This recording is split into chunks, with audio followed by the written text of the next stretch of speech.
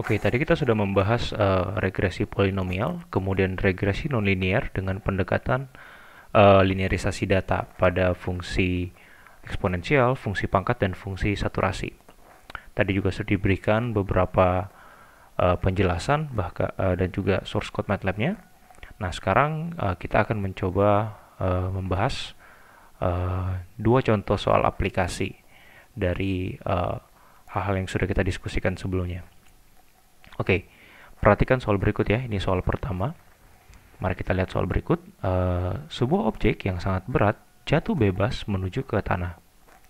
Data kecepatan gerak objek yaitu V terhadap gaya penghambat gesekan terhadap udara yaitu R itu selama bergerak tercatat pada tabel di samping. Jadi ini merupakan tabel antara kecepatan ya, kecepatan benda yang jatuh ke bawah menuju ke bumi dengan dan ini adalah gaya gesekan dengan udara atau gaya penghambatnya.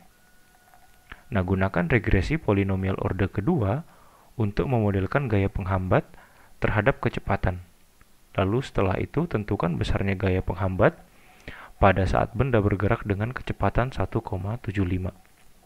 Oke, jadi di sini ada data gaya penghambat ya saat benda jatuh yang merupakan fungsi dari kecepatan.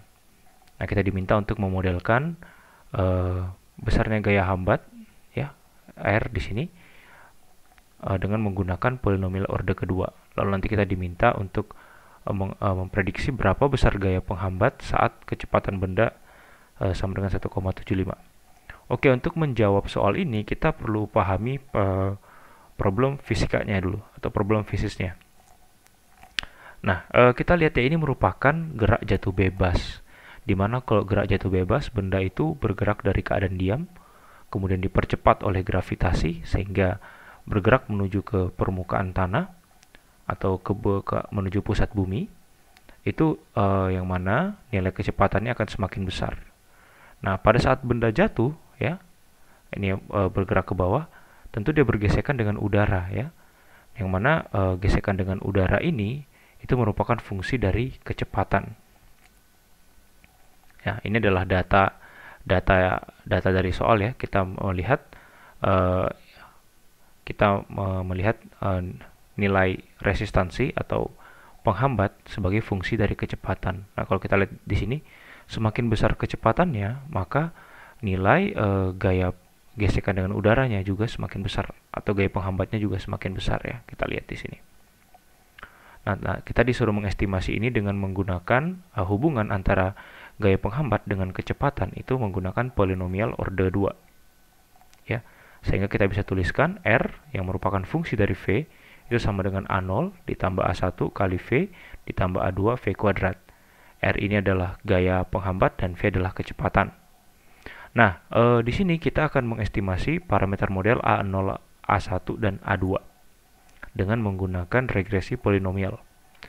Nah, kalau sudah seperti ini, maka kita akan langsung mengerjakannya saja. Nah, ini merupakan persamaan dari polinomial orde kedua ya.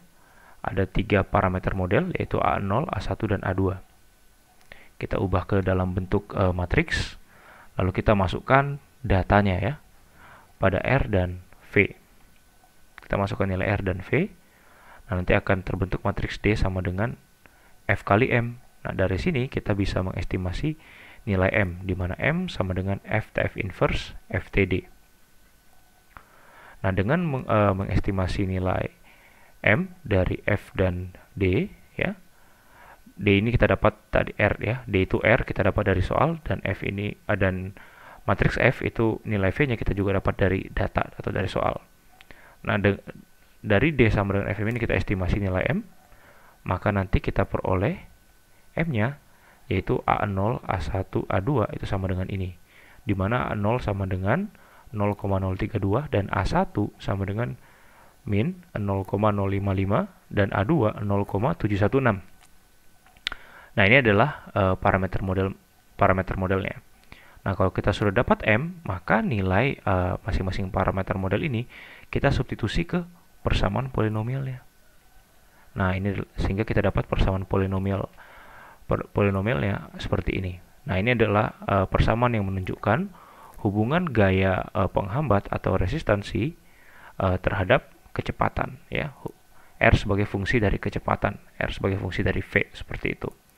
Nah, kalau sudah seperti ini kita input ya nilai V-nya ke dalam sini, maka kita akan dapat nilai R kalkulasi atau R perhitungan. Lalu kita plot data R data real yang dari soal dan data perhitungan kita dengan menggunakan regresi polinomial.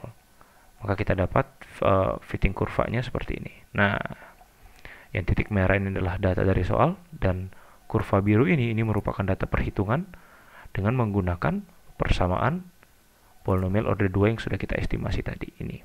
Nah, seperti itu. Jadi kita dapat R-nya. Nah, sekarang kita diminta pada saat V-nya sama dengan 1,75, R-nya berapa? Ya udah, nilai 1,75 ini kita substitusi ke dalam persamaan ini ya.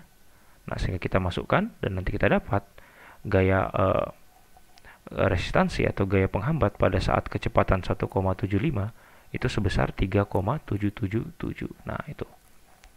Nah, seperti ini ya. Jadi dari hasil regresi polinomial ini kita bisa gunakan untuk memprediksi data yang lainnya ya, seperti itu. Oke, ini contoh soal yang pertama.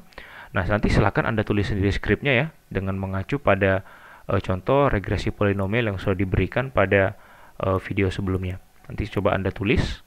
Nah, bedanya yang di contoh soal yang sebelumnya, kita menggunakan polinomial order ketiga, tapi ini sedangkan yang ini adalah order kedua. Nah, silakan Anda coba menulis skrip MATLAB-nya sendiri dengan mengacu contoh soal yang sebelumnya. Oke, sekarang kita akan masuk ke contoh soal yang kedua. Nah, di sini seorang peneliti melaporkan data eksperimen untuk menghitung laju pertumbuhan bakteri, yaitu K, dinyatakan dalam banyak bakteri per hari, sebagai fungsi dari konsentrasi oksigen, yaitu C, yaitu mg per L. Diketahui bahwa data berikut dapat dimodelkan dengan persamaan K sama dengan K max C kuadrat dibagi dengan CS plus C kuadrat, di mana CS dan K max adalah parameternya. Kemudian estimasi nilai kedua parameter tersebut, yaitu CS dan K max-nya. Setelah itu prediksikan laju pertumbuhan saat C sama dengan 2 mg per liter. Nah, jadi kita di sini diminta untuk memodelkan pertumbuhan bakteri ya dengan persamaan ini. Ini merupakan fungsi saturasi ya. Ini sudah terlihat dari bentuknya. Nah, maka langkah pertama kita akan plot dulu data ini. Ya, ini adalah fungsi saturasinya. Ya, kita plot dulu ini data yang kita dapat dari soal ya. Di sini ada 1, 2, 3, 4, 5, ada 5 data. Nah, ini adalah fungsi saturasi. Nah, karena ini fungsi nonlinear, maka yang kita lakukan ialah melinearisasi. Kita lakukan linearisasi. Nah, karena ini fungsi saturasi, kita balik saja. Jadi seperti ini. Nah, kita dapat ini 1 per K sama dengan 1 per K max ditambah 1 plus CS per C kuadrat. Yang kita akan estimasi ialah nilai K max dan CS. Nah, kalau sudah seperti ini, maka kita plot. Ini adalah data hasil linearisasinya. Yang tadi di sumbu yaitu K, sekarang menjadi 1 per K. Dan yang di sumbu X, yang tadinya C, ini sekarang menjadi 1 per C kuadrat. Ya, seperti itu. Nah, kalau sudah seperti ini, kita ubah ke dalam bentuk matriks ya. Data nilai C dan K kita masukkan ya, menjadi 1 per K. Lalu C-nya kita masukkan. Nah, ini adalah bentuk matriksnya. Nah, setelah bentuk matriks seperti ini, ya kita masukkan nilai K dan C-nya sesuai pada data. Nah, maka langkah selanjutnya kita mengestimasi nilai M, ya, di mana M-nya yaitu sama dengan FTF inverse FTD. M di sini ialah 1 per K max, ya, ini M1 dan M2-nya CS per K max. Nah, dari hasil estimasi tadi kita dapat M1 yaitu 1 per K max sama dengan 0,099, sementara M2 yaitu CS per K max itu sama dengan 0,202. Nah, yang kita perlukan di sini ialah nilai K max-nya. Maka nilai K max kita dapat hitung yaitu 1 dibagi 0,099. Ya. Nanti kita dapat K max-nya sama dengan 10,9 0,060. Kemudian CS-nya kita dapat dari sini. CS sama dengan 0,202 dikali dengan Kmax, maka kita dapat CS-nya 2,037. Nah, ini adalah hasil fitting kurvanya. Ya, dari sini kita fitting ini pada converted data ya, masih dalam bentuk linearnya. Nah, ini adalah nilai Kmax dan CS-nya. Nah, setelah itu kita kembalikan ke bentuk original datanya. Kita masukkan saja nilai Kmax dan Cmax-nya ke sini. Lalu kita masukkan nilai C. Lalu kita nanti dapat nilai K perhitungan. Lalu kita plot data perhitungan dengan data real. Ya. Nah, ini persamaannya menjadi seperti ini. Kita masukkan nilai C, maka nanti kita dapat nilai K perhitungan. Nah, hasil fitting kurva antara data perhitungan dengan data lapangan seperti ini. Nah, ini. Ya. Ini datanya cukup tepat seperti ini.